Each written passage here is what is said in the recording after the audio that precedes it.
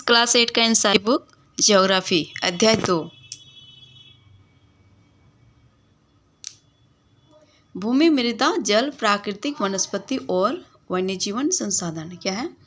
भूमि, मृदा, जल, प्राकृतिक वनस्पति और वन्यजीवन संसाधन।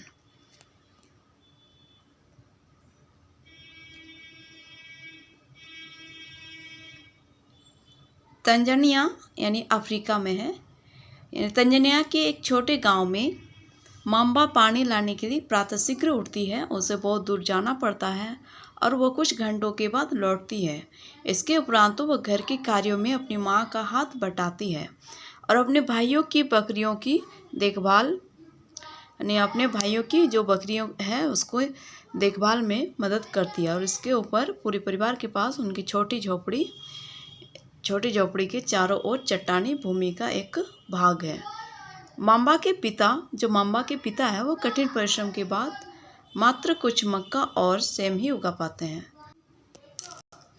तो क्या है? माम्बा के पिता कठिन परिश्रम के बाद मात्र कुछ मक्का और सेम ही उगा सकते हैं। फिर भी यह उनके परिवार के साल भर के खाने के लिए पर्याप्त नहीं है। तो काफ़ी ज़्यादा परिश्रम करने के बाद भी उन्हें कुछ मक्का और सेम ही उगा सकते हैं। और ये जो होता है ना, ये सेम और मक्का ये पूरे साल भर के लिए भी पर्याप्त नहीं है।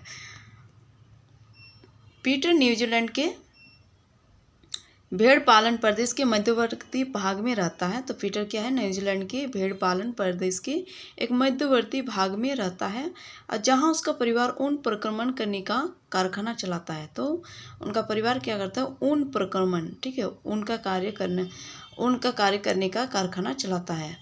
और प्रतिदिन जब पीटर स्कूल से लौटता है तो वो अपने चाचा को अपनी भेड़ों की जो उसका भेड़ है उसकी देखभाल करते हुए देखता है। उनका भेड़ों का बाड़ा कुछ दूरी पर पहाड़ियों से लगे हुए एक विस्तृत घास के मैदान पर स्थित है। तो उनका जो भेड़ों का बाड़ा है ना वो कुछ दूरी पर एक पहाड़ियों से लगे हुए एक विस्तृत घास के मैदान पर स्थित है। वहाँ नवीनतम प्रौद्योगिकी का उपयोग करते हुए क्या करते हैं? वहाँ पर नवीनतम जो प्रौद्योगिकी है उसका उपयोग करते हुए एक वैज्ञानिक विधि से इसका प्रबंध किया जाता है। पीटर का परिवार जैविक कृषि द्वारा सब्जियां भी उगाता है। तो पीटर का परिवार क्या करता है? जैविक कृषि द्वारा सब्जियां भी उगाता है। अब हम लोग देखेंगे माम्बा और पीटर विश्व के दो विभिन्न स्थानों में रहते हैं। तो माम्बा और पीटर का जो क्या बोलते हैं उसका जो परिवार है, तो जो दो विभिन्न मतलब विश्व के जो दो विभिन्न स्थान है उस पर रहते हैं और उनके जो जीवन व्यतीत करने में बहुत अंतर है। तो उसका जो जीवन व्यतीत करने का तरीका है तो बहुत ज़्यादा अंतर है। और यह विभिन्नता भूमि की गुणवत्ता और मृदा, जल, प्राकृतिक वनस्पति, प्राणियों प्रौद्योगिकी के उपयोग की भिन्नता का कारण है। ठीक है, तो उसका यह विभिन्नता का कारण क्या है? तो भूमि की जो गुणवत्ता है, जो मृदा है, जो जल है, प्राकृतिक वनस्पति है, प्राणी है, प्रौद्योगिकी है, तो इन सारे विभिन्नता के कारण ये सब उसका जीवन व्यतीत करने में अंतर है। और इन स्थानों का एक दूसरे से भिन्न होने का मुख्य कारण इस प्रकार के संसाधनों की उपलब्धता है। तो ये जो स्थान है ना, तो एक दूसरे से इसलिए भी भिन्न होते हैं कि यहाँ का जो अलग प्रकार का संसाधन की उपलब्धता है। नहीं, मुख्य कारण इस प्रकार के संसाधनों की उपलब्धता है, मतलब अलग अलग प्रकार के संसाधनों की उपलब्धता है। देखिए, क्या आप जानते हैं डू यू नो में क्या है? विश्व की 90% जनसंख्या भूमि क्षेत्र के 30% भाग पर ही रहती है। यानी जो विश्व का 90% है तो उसमें से 30% भाग पर ही क्या रहती है? जनसंख्या 30% भाग पर ही रहती है और उससे 70% भूमि पर या तो विरल जनसंख्या है या वो निर्जन है। तो जो 70% जमीन है ना, तो वो या तो वो विरल है या फिर वो निर्जन है। ठीक है, देखिए ऑस्ट्रिया में साल्ज़बर्ग है। तो ऑस्ट्रिया का एक साल्ज़बर्ग है। साल्ज़बर्ग है। क्या है? ऑस्ट्रिया का साल्ज़बर्ग है।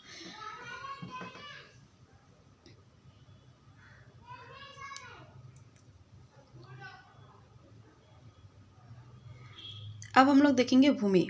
सभी महत्वपूर्ण प्राकृतिक संसाधनों में भूमि भी शामिल है। तो जो सभी महत्वपूर्ण प्राकृतिक संसाधन है तो उसमें से भूमि भी शामिल है। और भूपृष्ठ के कुल क्षेत्रफल का लगभग 30% भाग भूमि है। यही नहीं, इस थोड़े से प्रतिशत के भी सभी भाग आवास योग्य नहीं है। तो जो 30% भाग है ना रहने योग्य, तो इसमें से भी थोड़े से प्रतिशत के ही सभी भाग आवास थोड़े से प्रतिशत में ही रहते हैं। और उसमें से भी बहुत से भाग ऐसे हैं जहाँ पर रहने योग्य नहीं है, आवास मतलब उस जगह पर आवास करने योग्य नहीं है। और मुख्यतः भूमि और जलवायु है तो उसमें भिन्न भिन्न लक्षणों के कारण विश्व के विभिन्न भागों में जनसंख्या का वितरण असमान पाया जाता है। तो मुख्यतः क्या है, जो भूमि और जलवायु है उसमें भिन्न भिन्न जो लक्षण है तो उसके कारण विश्व का विभिन्न भागों में जनसंख्या का वितरण असमान पाया जाता है। जैसे उबड़ खाबड़, स्थलाकृति, पर्वतों की तीव्र ढाल, जलाक्रांत, संभावित निम्न क्षेत्र, मरुस्थल क्षेत्र एवं सघन वन क्षेत्र सामान्यतः विरल अथवा निर्जन है। तो मरुस्थल हो गया, सघन वन क्षेत्र हो गया, ये सब सामान्यतः क्या होता है, विरल और निर्जन होता है। उर्वर मैदानों और नदी घाटियों में कृषि के लिए उपयुक्त भूमि उपलब्ध है। तो उर्वर मैदान होता है जहाँ उर्वरता पूर्वक मैदान होती है, जहाँ पर कृषि करने योग्य जमीन होती है तो उस जगह पर लोग ज़्यादा बसते हैं। जहाँ पर नदी घाटी या कृषि करने उपयुक्त जमीन होता है तो वहाँ पर लोग ज़्यादा बसते हैं। इसलिए ये स्थान विश्व के सघन क्षेत्र में यानी विश्व के सघन बसे क्षेत्र हैं। ठीक है, आगे हम लोग देखेंगे भूमि उपयोग के बारे में।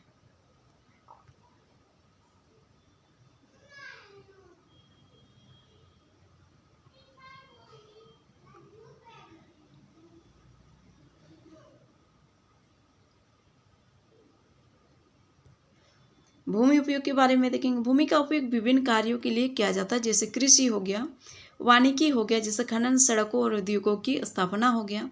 साधारणतः इसे भूमि उपयोग कहते हैं। तो साधारणतः क्या है, इसे भूमि उपयोग कहते हैं। क्या आप मामा और पीटर के परिवारों के भूमि उपयोग के विभिन्न तरीकों की सूची बना सकते हैं? तो ये आप लोग सूची बनाने का कोशिश कीजिएगा। देखिए, जो भूमि का उपयोग है ना, तो ये क्या है, ये विभिन्न कार्यों के लिए किया जाता है। जैसे क्या हो गया, कृषि करने के लिए, वानिकी करने के लिए, खनन करने के लिए, सड़क के लिए, उद्योग के लिए, इन सारी चीज़ों के कार्यों के लिए किया जाता है। तो इसे क्या कहते हैं, साधारणतः इसे भूमि उपयोग कहते हैं। फिर आगे देखेंगे, भूमि का उपयोग भौतिक कारकों द्वारा निर्धारित किया जाता है, जैसे स्थलाकृति हो गया, मृदा हो गया, जलवायु, खनिज और जल की उपलब्धता हो गया।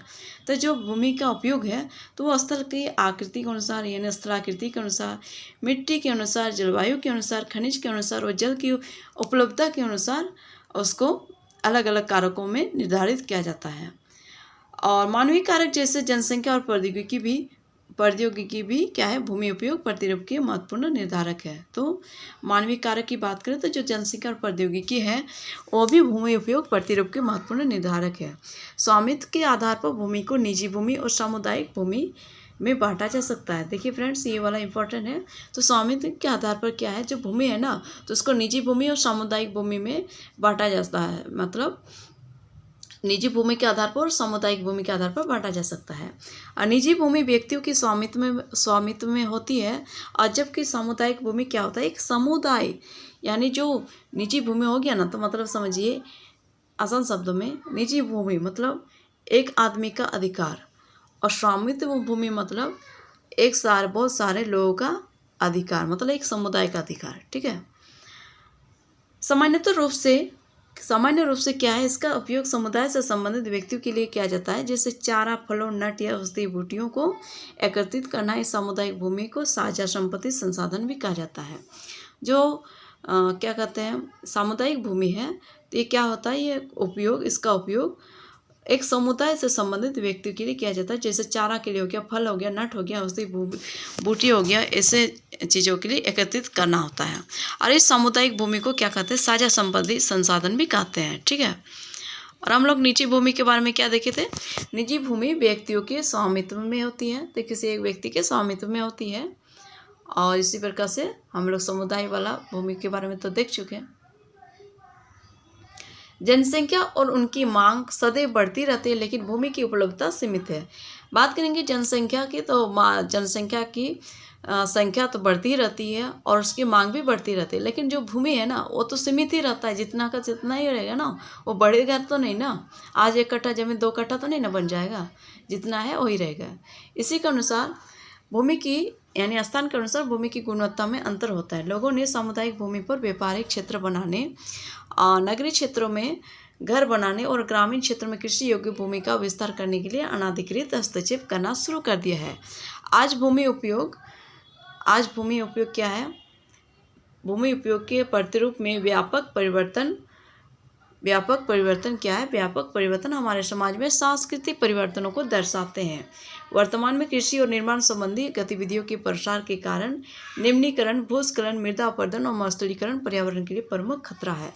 तो जो है ना, वर्तमान में जो कृषि और निर्माण संबंधी गतिविधियों के प्रसार के कारण क्या है, जो इसके निम्नीकरण से भूस्खलन, भूमि का खलन होना, भूमि का गिरना, मृदा अपरदन यानी मिट्टी का कटाव, मरुस्थलीकरण यानी बंजर भूमि बनना, अब पर्यावरण के लिए प्रमुख खतरा है। तो ये क्या है? पर्यावरण के प्रमुख खतरा है।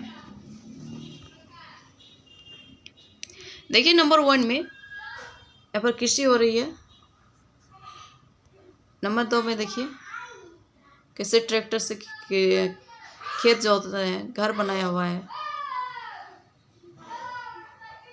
फिर नंबर 3 में देखिए काफ़ी शहरीकरण बढ़ गया है, इसमें और भी ज़्यादा बढ़ गया है, यानी भूमि उपयोग में समय के अनुसार परिवर्तन होते रहता है।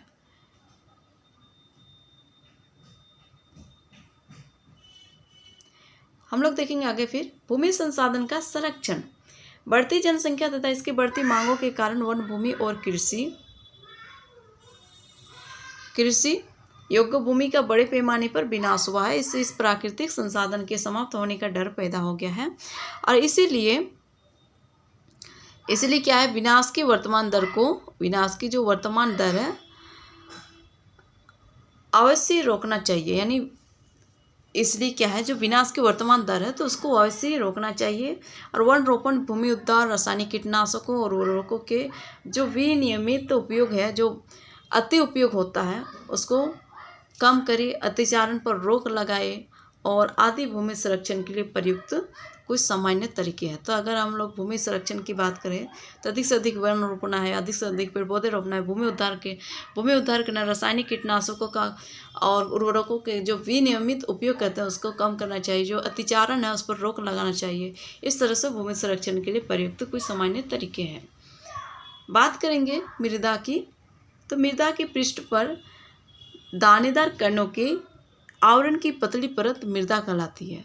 जो मृदा है ना, इस तरह दानेदार होती है, तो ये पृष्ठ पर जो दानेदार कण है तो उसके आवरण की पतली परत मृदा कहलाती है। तो उसके आवरण पर जो पतली परत होती है उसको मृदा कहलाती है।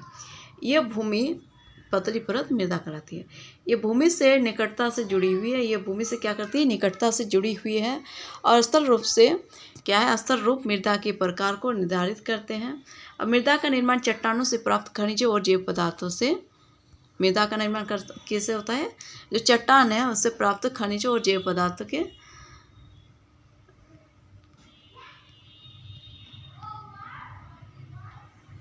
जैव पदार्थ तथा भूमि पर पाए जाने वाले खनिजों से होता है। यह अपक्षय की प्रक्रिया के माध्यम से बनती है और खनिजों और जैव पदार्थों का सही मिश्रण मृदा को उपजाऊ बनाता है। अगर खनिज और जैव पदार्थ का सही मिश्रण रहेगा तो इससे मृदा का उपजाऊ अधिक बना रहेगा। देखेंगे इसमें बॉक्स में क्या लिखा हुआ है।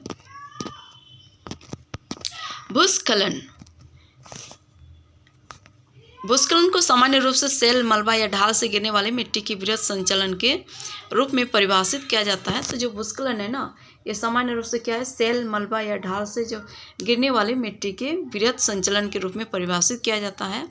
वे प्रायः भूकंप, बाढ़ और ज्वालामुखी के साथ घटित होते हैं। यानी ये प्रायः जो भूकंप आता है, फिर बाढ़ आता है, फिर ज्वालामुखी के साथ क्या होता है? ये घटित होते हैं। लंबे समय तक भारी वर्षा होने से भूस्खलन होता है। या नदी के प्रवाह को कुछ समय के लिए अवरुद्ध कर देता है। जो नदी का प्रवाह होता है ना, कुछ समय के लिए रोक देता है। नदी अवरुद्धता के कारण अचानक फूट पड़ने से निचली घाटियों के आवासों में विध्वंस आ जाता है। जो नदी अवरुद्धता है तो वो अचानक फूट पड़ने से क्या होता है? जो निचली घाटी है उसके आवासों में विध्वंस आ जाता है। पहाड़ी भूभाग में जो भूस्खलन एक मुख्य और विस्तृत रूप से फैले प्राकृतिक आपदा है। जो पहाड़ी भूभाग है उसमें क्या है, भूस्खलन एक मुख्य और विस्तृत रूप से फैली प्राकृतिक आपदा है। अधिकतर भूस्खलन कहाँ होता है, जो पहाड़ी क्षेत्र में अधिकतर भूस्खलन होता है, जो प्राय जीवन और संपत्ति को आघात पहुंचाती है। तो क्या करती है, प्राय जीवन और संपत्ति को आघात पहुंचाती है और चिंता का एक मुख्य विषय है। ये क्या है, चिंता का एक मुख्य विषय है। एक वस्तु स्थिति, देखिए यहाँ पर कैसे भूस्खलन हुआ है। देखिए ये पहाड़ के साइड में देखिए कैसे। एक वस्तु स्थिति अध्ययन। हिमाचल प्रदेश के किन्नौर जिले में रेकांगपिओ के निकट, यानी हिमाचल प्रदेश के जो किन्नौर जिले हैं वहाँ पर रेकांगपिओ के निकट पंजी गांव में बड़े भूस्खलन के कारण राष्ट्रीय महामार्ग 22 की पुरानी हिंदुस्तान तिब्बत सड़क का 200 मीटर तक का भाग नष्ट हो गया। यह भूस्खलन पंजी गांव में तीव्र विस्फोटन द्वारा हुआ था और विस्फोटन के कारण ढाल का यह कमजोर क्षेत्र नीचे गिर गया, जिसके कारण सड़क और गांव के आसपास के क्षेत्र को क्षति पहुंची और पंजी गांव को किसी संभावित मानव विनाश से बचाने के लिए पूर्ण रूप से खाली कर दिया गया था। ठीक है। न्यूनीकरण क्रियाविधि। वैज्ञानिक प्रविधियों के विकास से हमें समझने की शक्ति मिली है कि भूस्खलन उत्पन्न होने के कौन कौन से कारक हैं और उनका प्रबंधन कैसे करना है। और भूस्खलन को रोकने की कुछ, जो भूस्खलन है ना उसको रोकने की कुछ प्रविधियां निम्न हैं। भूस्खलन प्रभावित क्षेत्रों का मानचित्र बनाकर इसमें प्रभावित होने वाले स्थानों को इंगित करना। इस प्रकार इन क्षेत्रों में को आवास बनाने के लिए छोड़ा जा सकता है। अगर भूस्खलन से हम लोग सावधानियां बरतेंगे तो जो भूस्खलन प्रभावित क्षेत्र है वहाँ पर मानचित्र बनाकर उसमें प्रभावित होने वाले जो स्थान है उसको चिन्हित करके इस प्रकार इन क्षेत्रों को आवास बनाने के लिए छोड़ा जा सकता है। जैसे भूमि को खिसकने से बचाने के लिए प्रतिधारी दीवार का निर्माण। देखिए ये भूमि को खिसकने के जो बचाव है, जो भूमि के खिसकने की जो बचाव है, कैसे प्रतिधारी दीवार बनाया गया है और इसका निर्माण करके भूस्खलन को रोकने का सबसे प्रभावी तरीका वनस्पति आवरण में वृद्धि है। तो जो भूस्खलन का प्रभावी तरीका है तो वनस्पति आवरण है, पेड़ पौधों को रोक करके। फिर सतही अपवाद तथा झरना प्रभाव के साथ साथ भूस्खलन की गतिशीलता को नियंत्रित करने के लिए पृष्ठ अपवाह नियंत्रण उपाय कार्यान्वित किए गए हैं।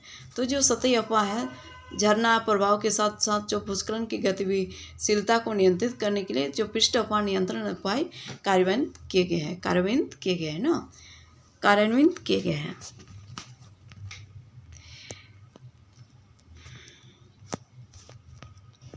देखिए ये मृदा परिच्छेदिका, ये क्या है, मृदा परिच्छेदिका। इस जगह पर ह्यूमस और वनस्पति के साथ ऊपरी मृदा है। इस जगह पर क्या है, ये बालूगाद क्ले के साथ उपमृदा है। इस जगह पर अपक्षयित चट्टानी पदार्थ है। इस जगह पर यानी जनक चट्टानें हैं। शब्दावली में देखेंगे अपक्षय क्या है, तापमान परिवर्तन, तुषार, क्रिया पौधों, प्राणियों और मनुष्य के क्रियाकलाप द्वारा अनावृत सेलों का टूटना और क्षय होना। अपक्षय का मतलब जो अनावृत सेलों का टूटना और क्षय होना किसके कारण, जो तापमान परिवर्तन, तुषार क्रिया, पौधों, प्राणियों और मनुष्य के जो क्रियाकलाप है उसके द्वारा अनावृत सेलों का टूटना और क्षय होना, ये क्या है, अपक्षय। इधर देखेंगे मृदा।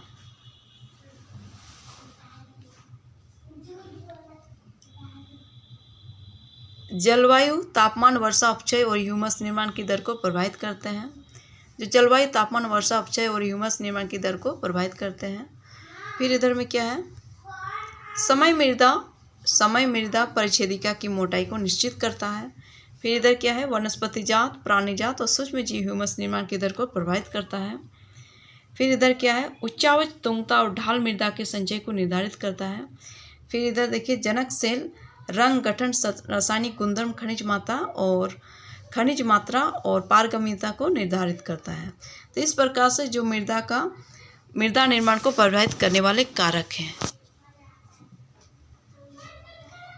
यानी 1 2 3 4 5, ठीक है। इस प्रकार से पांच कारक हैं जो मृदा निर्माण को प्रभावित करने वाले कारक हैं।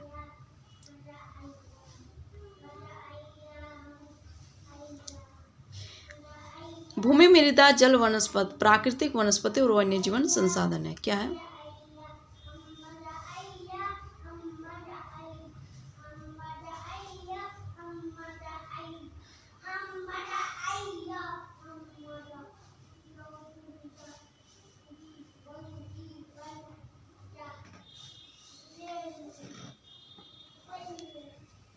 देखिए, भारत में जल और काली, लाल, लेटराइट, मरुस्थलीय और पर्वतीय प्रकार की मृदाएं हो सकती हैं। इसमें आगे क्रियाकलाप दिया गया है, तो इसको विभिन्न प्रकार की मृदाओं की एक एक मुट्ठी एकत्रित कीजिए और निरीक्षण कीजिए और किस प्रकार एक दूसरे से भिन्न है। तो एक दूसरे से भिन्न होंगे। मृदा निर्माण के कारण, जो मृदा है ना उसका निर्माण के कारण देखेंगे। मृदा निर्माण के मुख्य कारक जनक सेल का स्वरूप और जलवायविक कारक है। मृदा निर्माण के अन्य कारक स्थलाकृति, जैव पदार्थों की भूमिका और मृदा निर्माण के संगठन में लगा समय है। अलग अलग स्थानों में ये भिन्न भिन्न है। यानी जो मृदा निर्माण के मुख्य कारक क्या है? जनक सेल का स्वरूप और जलवायविक कारक हैं। और मृदा निर्माण के अन्य कारक क्या है? स्थलाकृति है और जो जैव पदार्थों की भूमिका है। तो क्या देख चुके हम लोग? मृदा निर्माण के अन्य कारक, फिर स्थलाकृति, जैव पदार्थों की भूमिका और मृदा निर्माण के संगठन में जो लगा समय है। अलग अलग स्थानों में ये भिन्न भिन्न है। मृदा का निम्नीकरण और संरक्षण के उपाय, जो मृदा है, जो मिट्टी है, उसका निम्नीकरण और जो संरक्षण है उसके लिए क्या क्या उपाय हैं उनके बारे में देखेंगे। मृदा अपरदन और छिन्नता मृदा संसाधन के लिए दो मुख्य खतरे हैं। तो जो मृदा अपरदन है ना, जो मिट्टी का कटाव, जो छिन्नता है, जो मिट्टी की छिन्नता है, वो मृदा संसाधन के लिए दो मुख्य खतरा है, यानी खतरे हैं। मानवीय और प्राकृतिक दोनों ही कारकों से, ये मानव कारक से भी होते हैं और प्राकृतिक कारकों से भी होते हैं। दोनों कारकों से मृदाओं का निम्नीकरण हो सकता है। तो मृदा का अपक्षयकरण हो सकता है, उसका छिन्नता हो सकती है। मृदा के निम्नीकरण में सहायक कारक वनोन्मूलन, अतिचारण, रासायनिक उर्वरकों और कीटनाशकों का अत्यधिक उपयोग, वर्षा दोहन, भूस्खलन और बाढ़ है। तो मृदा निम्नीकरण के क्या क्या कारण हैं?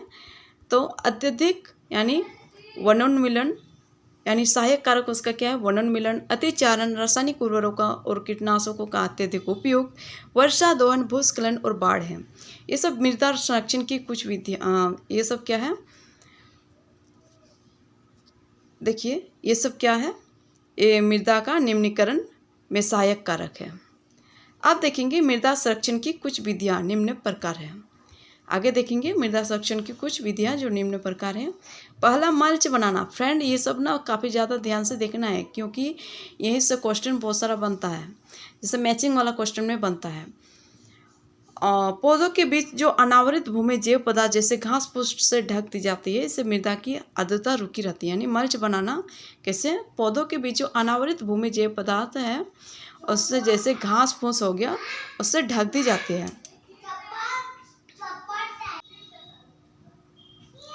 तो इससे मृदा क्या हो जाती है? मृदा की आर्द्रता रुकी रहती है। तो उसका जो मृदा की क्या बोलते हैं, उसका जो आर्द्रता है वो रुकी रहती है। देखिए, अलग अलग चित्र में दर्शाया गया है, दिखाया गया है। ये वेदिका फार्म है, एक ऐसा फार्म है, वेदिका फार्म है। ये समुच्च रेखी फार्म है, ये समुच्च रेखी फार्म है। और आगे देखेंगे वेदिका फार्म, ये देखिए, ये रक्षक मेखला है, ये रक्षक मेखला है। वेदिका फार्म के बारे में देखेंगे। चौड़े समतल सोपान अथवा वेदिका तीव्र ढालों पर बनाए जाते हैं। जो चौड़े समतल सोपान होते हैं अथवा वेदिका तीव्र ढालों पर बनाए जाते हैं। तीव्र ढाल, ज़्यादा ढाल वाले जगह पर बनाए जाते हैं, ताकि सपाट सतह फसल उगाने के लिए, ताकि जो सपाट सतह बने तो उस पर फसल उगाने के लिए उपलब्ध हो जाए। और इनसे पृष्ठ प्रवाह और मृदा अपरदन कम होता है। तो इससे जो पृष्ठ, उसका जो ऊपरी भाग है, उसकी प्रवाह रुक जाती है और मृदा अपन मतलब मिट्टी का कटाव भी कम हो जाता है। समुच्च रेखी जुताई। तो समुच्च रेखी, एक पहाड़ी ढाल पर, एक पहाड़ी ढाल है, उस पर समुच्च रेखाओं के समानांतर जुताई ढाल से नीचे बहते जल के लिए एक प्राकृतिक अवरोध का निर्माण करती है। अगर समुच्च रेखी है, समुच्च रेखी जुताई में देखेंगे तो एक पहाड़ी ढाल है। अगर हम लोग इसको इस प्रकार से जुताई करेंगे तो कुछ मात्रा तक, कुछ हद तक यहाँ पर क्या होगा? जल के लिए एक प्राकृतिक अवरोध का निर्माण करती है। रक्षक मेखलाएँ देखेंगे, ये रक्षक मिश्रा है क्या? तटीय प्रदेशों और शुष्क प्रदेशों में पवन गति रोकने के लिए जो तटीय भाग होता है, जो शुष्क भाग होता है, शुष्क प्रदेश होता है, वहाँ पर जो हवा की जो पवन की गति है उसको रोकने के लिए वृक्ष लगाए जाते हैं। कतारों पर इस तरह से वृक्ष लगाए जाते हैं ताकि मृदा आवरण को बचाया जा सके, ताकि मृदा आवरण को क्या कर सके, बचाया जा सके। देखिए इस प्रकार से एक कतार में वृक्षों को लगाया गया है। आगे देखेंगे समुच्च रेखीय रोधिकाएं। समुच्च रेखाओं पर रोधिकाएं बनाने के लिए पत्थरों घास मृदा का उपयोग किया जाता है। रोधिकाओं के सामने जल एकत्र करने के लिए खाइयाँ बनाई जाती है। जो रोधिकाएं हैं तो उसके सामने क्या करते हैं, जल एकत्र करने के लिए एक खाइया मतलब छोटे छोटे गड्ढे बनाए जाते हैं। ठीक है।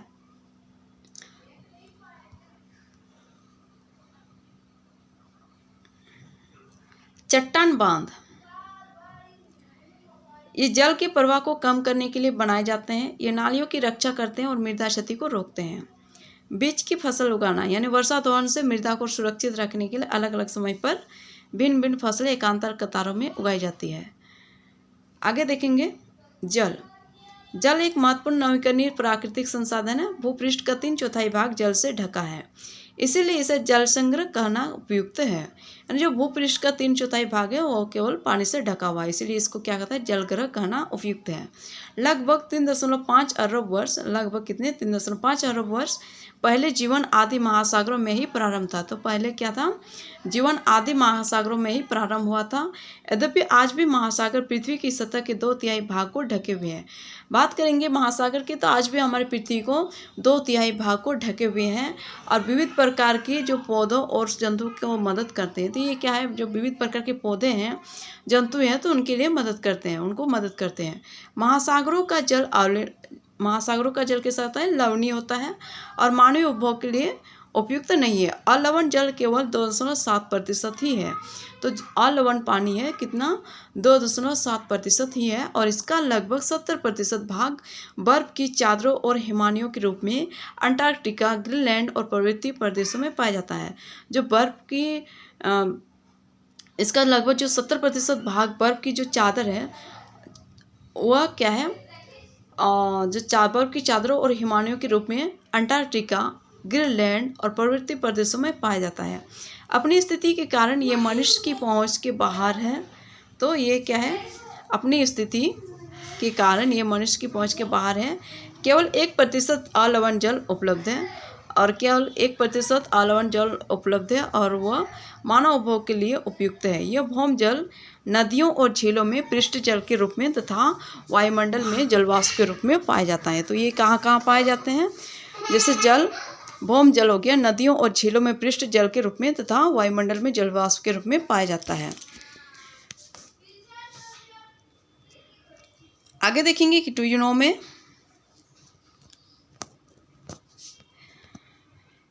वर्ष 1975 में मानव उपभोग के लिए क्या है, वर्ष 1975 में मानव उपभोग के लिए जल की खपत 3,850 घन किलोमीटर प्रति वर्ष थी। कितने थी, 3,850 घन किलोमीटर प्रति वर्ष थी, जो वर्ष 2000 में बढ़कर 6,000 घन किलोमीटर प्रति वर्ष से भी अधिक हो गई। अब 2000 में बढ़कर क्या हो गया, जो वर्ष 2000 में बढ़कर 6,000 घन किलोमीटर प्रति वर्ष है, इससे भी अधिक हो गई। अब तो और भी अधिक हो गई होगी। क्या आप जानते हैं, डू यू नो में एक टपकता नल एक वर्ष में 1200 लीटर जल व्यर्थ करता है। अगर एक टपकता नल है, अगर उसको ऐसे छोड़ दे तो लगभग वर्ष में ये पूरे साल भर में कितना पानी, 1200 लीटर पानी व्यर्थ करता है।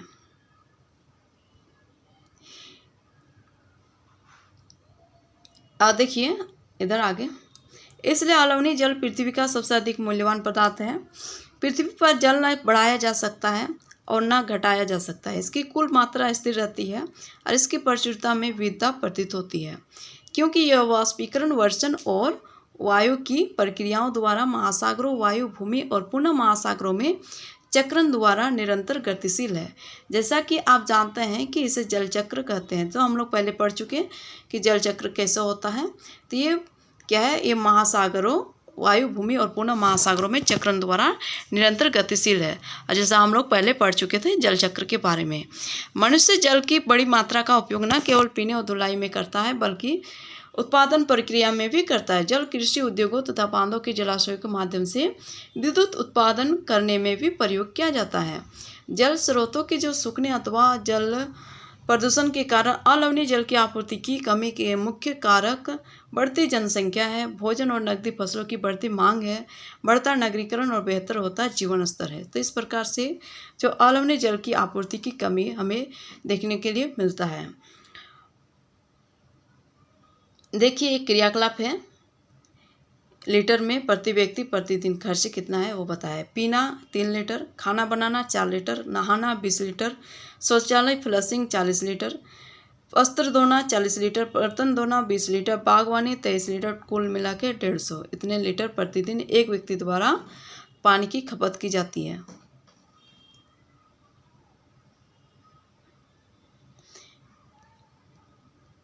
जल उपलब्धता की समस्याएं। अब देखेंगे हम लोग जल उपलब्धता की समस्या। विश्व के कई प्रदेशों में जल की कमी है। अधिकांश अफ्रीका हो गया, पश्चिमी एशिया हो गया, दक्षिण एशिया हो गया, पश्चिमी संयुक्त राज्य अमेरिका के भाग, उत्तर पश्चिमी मैक्सिको, दक्षिण अमेरिका के भाग और संपूर्ण ऑस्ट्रेलिया अलवणीय जल की आपूर्ति की कमी का सामना कर रहे हैं। 3 सारे देश हैं, यही सारे देश हैं, ये सब क्या है, अलवणीय जल की आपूर्ति की कमी का सामना कर रहे हैं। और ये देश ऐसे जलवायु प्रदेशों में स्थित है जहाँ क्या होती है, सूखा पड़ता है। अक्सर क्या पड़ती है, सूखा पड़ती है, उसमें सूखा पड़ता है और उनमें जलाभाव की अधिक समस्या बनी रहती है। इस प्रकार जल का अभाव मौसमी अथवा वार्षिक वर्षण में विविधता के परिणाम स्वरूप हो सकता है, अथवा अति उपयोग और जल स्रोतों के संदूषण के कारण भी जल का अभाव हो सकता है, यानी जल प्रदूषण के कारण भी इसका अभाव हो सकता है। देखिए ये यमुना नदी का वाहित जल है, औद्योगिक बहिस्राव एवं कचरे के कारण प्रदूषित हो रहा है। इधर देखेंगे जल संसाधनों का संरक्षण।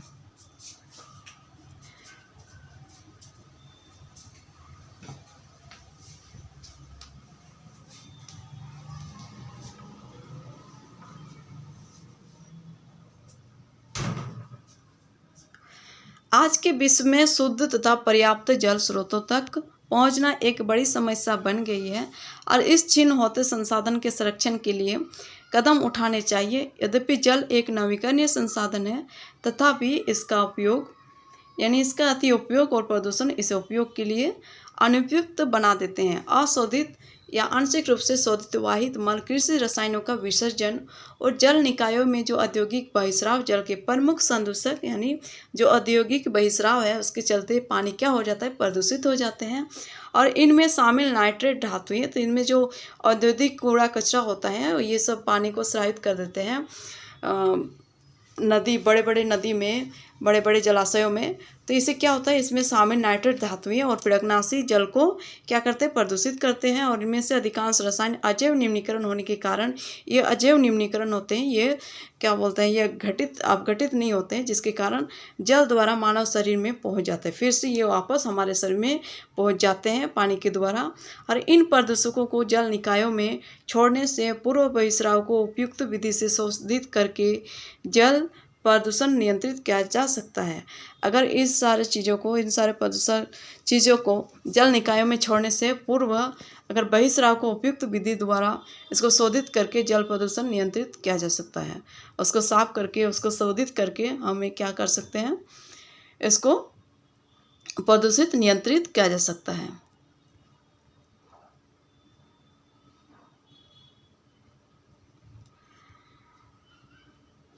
देखिए स्प्रिंकलर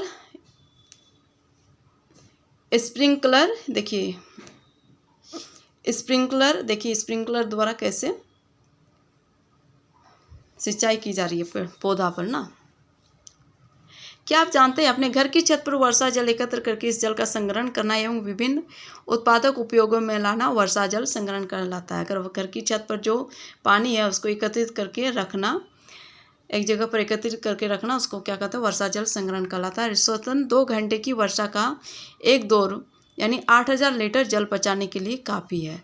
अगर 2 घंटे की बारिश होती है ना, अगर हम लोग उस जल को संरक्षण करेंगे तो 8000 लीटर जल बचा सकते हैं।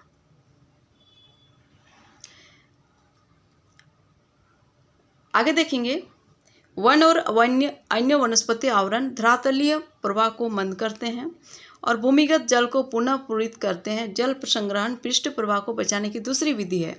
जल रिसाव को कम करने के लिए खेतों को सिंचित करने वाली नहरों को ठीक से पक्का करना चाहिए।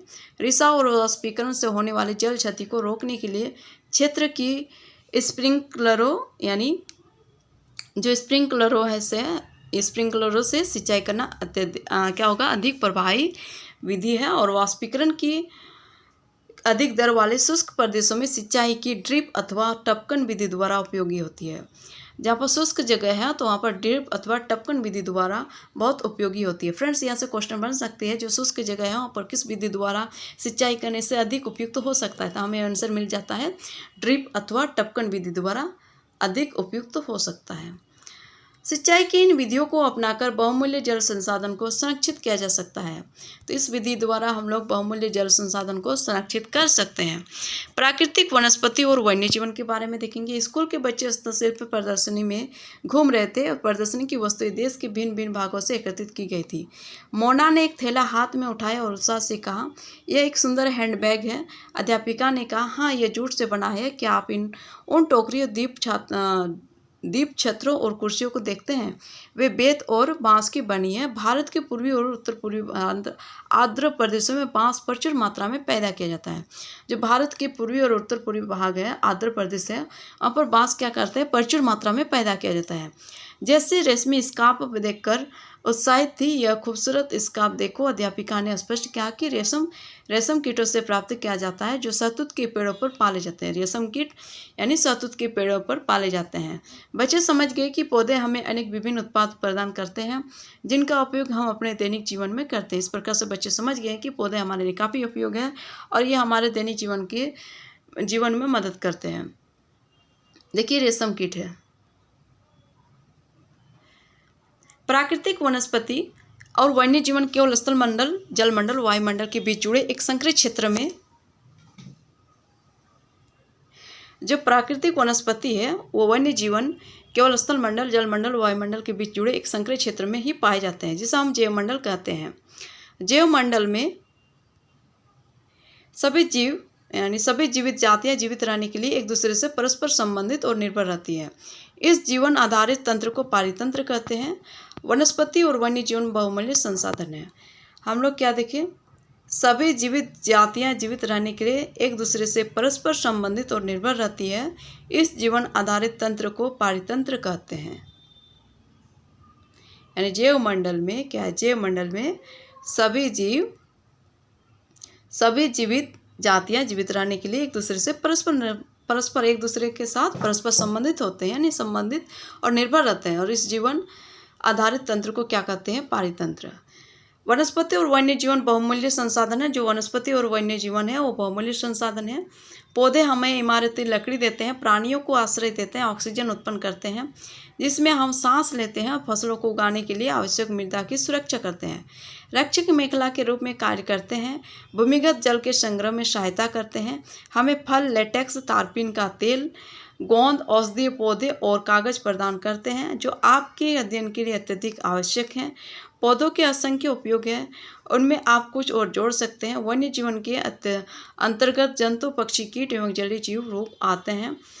इनसे हमें दूध, मांस, खाल और ऊन प्राप्त होती है। कीट जैसे मधुमक्खी हमें शहद देती है, फूलों के परागण में मदद करती है और पारितंत्र में अपघटक के रूप में एक महत्वपूर्ण भूमिका निभाती है। चिड़िया अपने भोजन के लिए कीटों पर निर्भर है और अपघटकों के रूप में कार्य करती है। जो चिड़िया है ना, अपने भोजन के लिए क्या करते हैं, कीटों पर निर्भर है और अपघटकों के रूप में वो क्या करती है, कार्य करती है। जैसे गिद्ध मृत जीव जंतुओं को खाने के कारण एक अपमार्जक है। जो गिद्ध है, मृत जीव जंतुओं को खाने के कारण ये क्या है, एक अपमार्जक है और अब पर्यावरण के एक महत्वपूर्ण शोधक समझा जाता है। इसलिए प्राणी चाहे बड़े हो अथवा छोटे, सभी पारितंत्र के संतुलन को बनाए रखने के लिए अनिवार्य है। कीट से लेकर बड़े जानवर तक सभी एक दूसरे से जुड़े हुए हैं और एक दूसरे को मदद करने के लिए यानी पारितंत्र को संतुलन में बनाए रखने के लिए अनिवार्य है। देखिए फ्रेंड्स, ये घास का स्थल है, घास एवं वन का स्थल है। और ये देखिए किलकिला यानी किंगफिशर किलकिला पक्षी। और ये क्या है, ब्रह्म कमल, एक औषधीय बूटी, यानी ब्रह्म कमल है एक औषधीय बूटी है। डू यू नो में भारतीय उपमहाद्वीप में जिन पशुओं का उपयोग डिक्लोफेनिक यानी डिक्लोफेनेक एस्प्रिन अथवा इबुप्रोफेन जैसे पीड़ानाशी से किया जाता था, उनके अपमार्जन उपरांत गिद्ध किडनी खराब होने से मर रहे थे। जो है ना डिक्लोफिनेक एस्प्रिन अथवा इबुप्रोफेन जैसे पीड़ानाशी से किया जाता था पशुओं का उपचार, तो उनके अपमार्जन उपरांत गिद्ध किडनी खराब होने से मर जाते हैं। तो उसका अपमार्जन के कारण गिद्धों का क्या होता है, उसका किडनी खराब हो जाता है, जिसके कारण वो मर रहे थे। अब पशुओं पर इन औषधियों के उपयोग करने पर प्रतिबंध लगाने के प्रयास किए जा रहे हैं तथा आरक्षित स्थान पर गिद्ध के जो प्रजनन के प्रयास किए जा रहे हैं, तो अलग मतलब अच्छे जगह पर आरक्षित स्थान पर गिद्ध के प्रजनन के लिए प्रयास किए जा रहे हैं।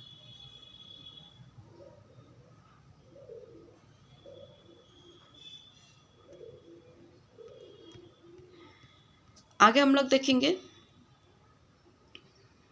प्राकृतिक वनस्पति का वितरण। वनस्पति की वृद्धि मुख्य रूप से तापमान और आर्द्रता पर निर्भर करती है। विश्व की वनस्पति के मुख्य प्रकारों को 4 वर्गों में बांटा जा सकता है। तो मुख्य जो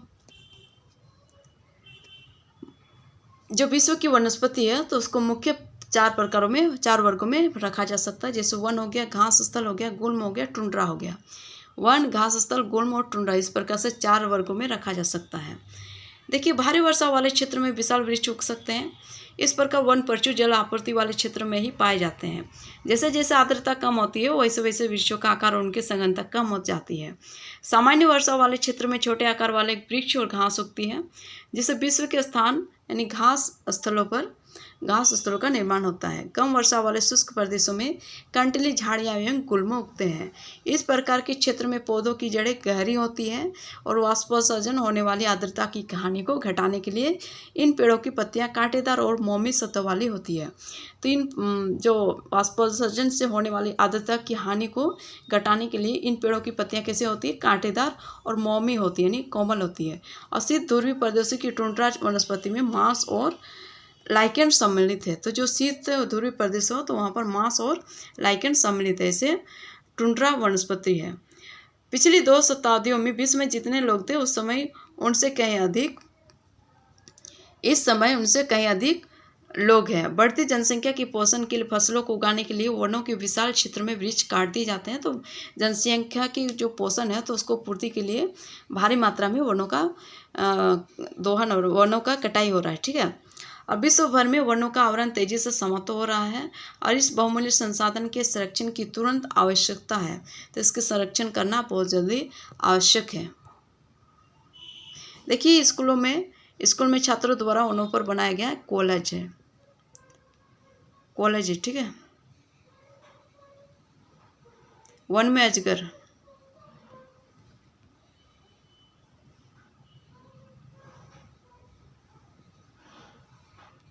अब देखेंगे प्राकृतिक वनस्पति और वन्य जीवन का संरक्षण।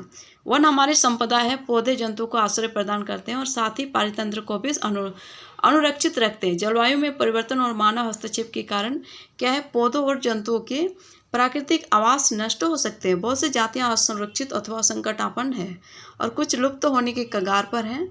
वनोन्मूलन, मृदा अपरदन, निर्माण कार्य, दावानल, भूस्खलन में से कुछ मानव, दावानल माने जंगल में आग, और जो भूस्खलन है उसमें से कुछ मानव और प्राकृतिक कारक है जो मिलकर इन महत्वपूर्ण प्राकृतिक संसाधनों के लुप्त होने की प्रक्रिया को बढ़ावा देते हैं। आज के मुख्य चिंताओं में से एक अनाधिकार शिकार करने की संख्या का बढ़ना है, और जिससे कुछ खास प्रजातियों की संख्या क्या हो रही है, संख्या में तेजी से कमी आई है। पशु खाल, चमड़ा, नाखून, दांत और पंखों के साथ साथ सींगों के एकत्रीकरण और गैर कानूनी व्यापार के लिए जंतु का अनाधिकार शिकार किया गया है।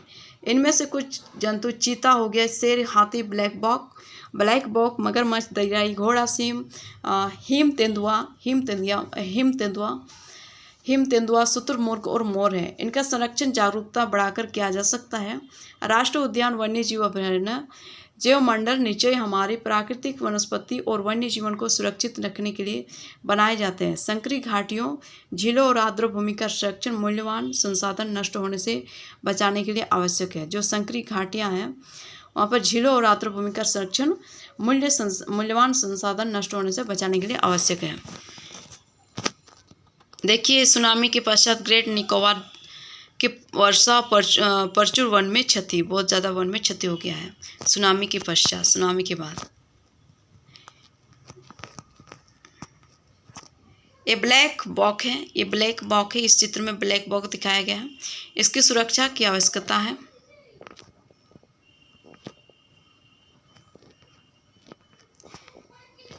यहाँ पर न्यूज़पेपर में दिया गया है।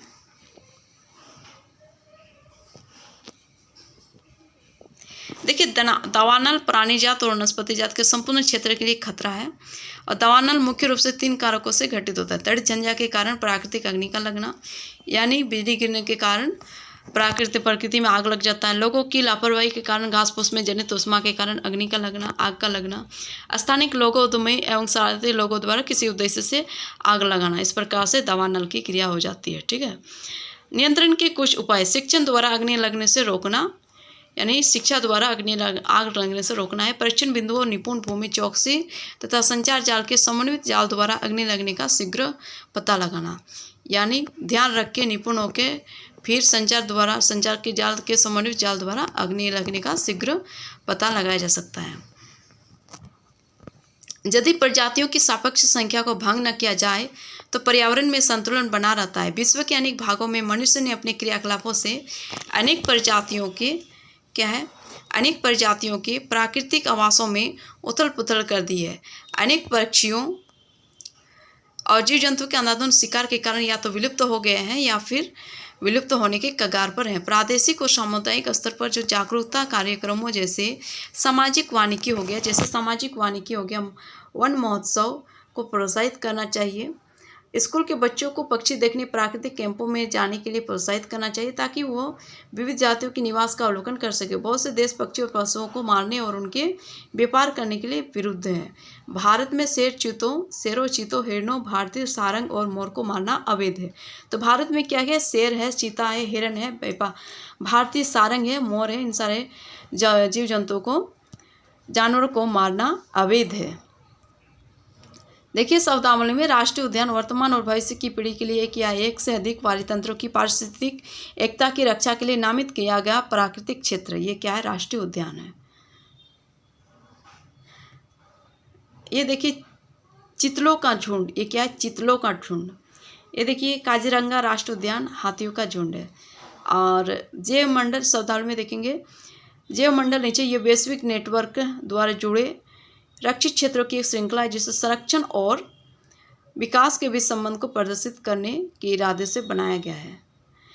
डू यू नो में CITES द कन्वेंशन ऑफ, देखिए सी से the convention on international trade in